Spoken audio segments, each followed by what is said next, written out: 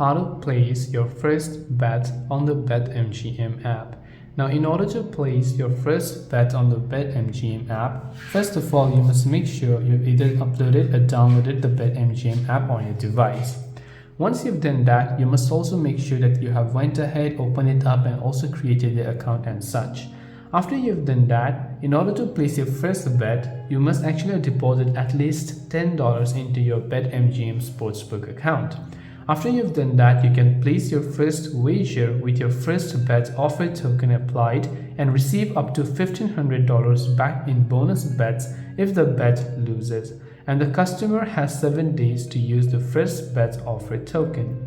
And hence, in this way, you will be able to place your first bet on the BetMGM app and hopefully get some amount of bonuses as well. If you have got any further questions, feel free to leave them down in the comment section. Thank you for watching till the very end of this tutorial, and see you soon in the next video.